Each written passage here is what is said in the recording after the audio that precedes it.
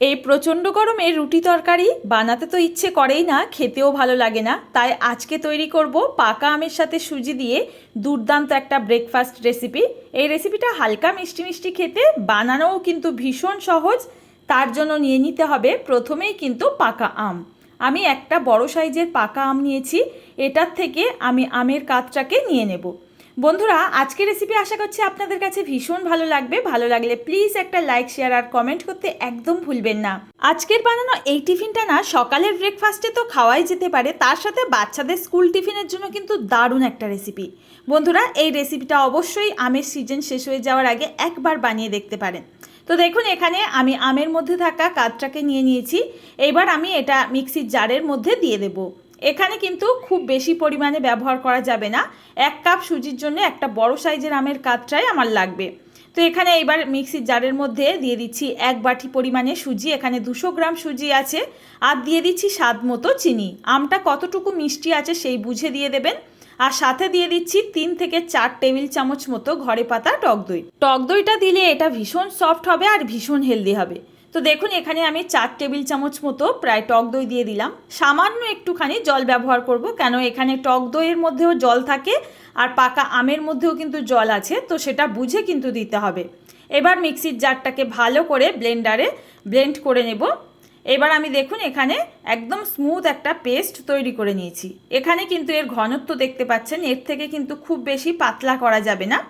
যেমন ঠিক কেকের জন্য ব্যাটার তৈরি করি না, ঠিক সেই রকম করে নিতে হবে। একটা বড় পাত্রের মধ্যে এই ব্যাটারটাকে আমি নামিয়ে নিচ্ছি। এখানে এবার আমি এটাকে ভালো করে একটুখানি মিক্স করে নেব। আর এটাকে 10 থেকে 15 মিনিটের জন্য না একটু রেস্টে রাখতে হবে। যেহেতু রেসিপিটা আমি সুজি দিয়ে করছি, তাই সুজিটাকে একটু রেস্টে রাখলে রেসিপিটা ভালো হবে। তো দেখুন, এটাকে ভালো করে আমি একটু ফেটিয়ে নিলাম। এটাকে ঢাকা দিয়ে আমি 10 মিনিটের জন্য সাইডে রেখে দিচ্ছি। এই টিফিনটা না বানানো সত্যি বলছি একদম কম টাইমের মধ্যে হয়ে যায় আর খুব চটজলদি, খেতে কিন্তু দারুণ হয়। তো দেখুন, এবার 10 মিনিট পর ভালো করে আবারও একটু ফেটিয়ে নিচ্ছি। আর এখানে না ওই হাফ টিস্পুনেরও কম একটুখানি দিয়ে দিচ্ছি বেকিং পাউডার। আর দিয়ে দিচ্ছি সামান্য 1 চিমটি লবণ। সাথে 1 টেবিল চামচ মতো জল অ্যাড করে দিলাম। এটাকে ভালো করে মিশিয়ে নেব। ব্যাস, আমাদের ব্রেকফাস্ট তৈরির জন্য কিন্তু এই ব্যাটারটা একদম তৈরি হয়ে গেছে। তো বন্ধুরা, আজকে তো মনে করাতেই ভুলে গেছি, রেসিপিটি দেখার পর যদি ভালো লাগে একটা লাইক অবশ্যই করবেন। আর কে কোথা থেকে দেখছেন অবশ্যই কমেন্টে জানিয়ে যাবেন। আপনারা এত দূর থেকে রেসিপিগুলো দেখেন, যখন কমেন্ট করেন জানতে পারি, ভীষণ ভালো লাগে। তো দেখুন, এখানে কিন্তু ব্যাটারটা আমার তৈরি হয়ে গেছে। আর যারা মিষ্টি রেসিপি একটু খেতে পছন্দ করেন সকালবেলার ব্রেকফাস্টে, এইরকম একটা রেসিপি কিন্তু রাখতেই পারেন। এবার এটা তৈরির জন্য আমি একটা কড়াই বসিয়ে দিয়েছি। কড়াই গরম হয়ে গেলে সামান্য একটু সাদা তেল ব্রাশ দিয়ে লাগিয়ে নিলাম। এটা খুব বেশি তেল দিয়ে করতে হয় না, সামান্য একটু তেল দিয়ে করলেই কিন্তু হয়ে যায়। এখন এই ব্যাটারটাকে এইভাবে দেখুন একটু ছড়িয়ে পাতলা করে দিচ্ছি। চটজলদি হয়ে যাবে। আর সুজি ভেতর থেকে ভালো মতো সেদ্ধ হয়ে যাওয়ার জন্য একটু ঢাকা দিয়ে দিলাম। 2 থেকে 3 মিনিট গ্যাসের ফ্লেমটা একদম লোতে দিয়ে বসিয়ে রাখবো। দেখুন, একদম কিন্তু দারুণ টেস্টি ব্রেকফাস্ট তৈরি হয়ে গেল। এইভাবে কিন্তু আপনারা তৈরি করে নিতে পারবেন ঝটপট। আবারও একটা কিন্তু একইভাবে তৈরি করে দেখিয়ে দিচ্ছি।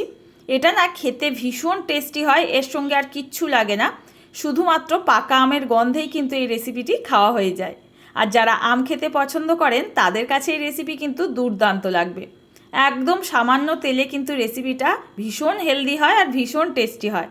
এইভাবে কিন্তু আমি ঝটপট সমস্তগুলো বানিয়ে নিয়েছি। আপনাদের কাছে রেসিপিটা কেমন লাগলো জানাতে কিন্তু একদম ভুলবেন না। ভালো লাগলে আমের সিজন শেষ হয়ে যাওয়ার আগে একবার বানিয়ে দেখার জন্য অনুরোধ রইল। সত্যি বলছি, বাচ্চারা কিন্তু ভীষণ মজা করে খাবে। আর যারা পাকা আম খেতে পছন্দ করে তাদের তো কোনো কথাই হবে না। একদম নরম স্পঞ্জি তুলতুলে এইরকম কিন্তু আমের প্যানকেক তৈরি হয়ে গেল। এখানে বিদায় নেব। দেখা হবে নতুন কোনো সহজ রেসিপিতে। ধন্যবাদ।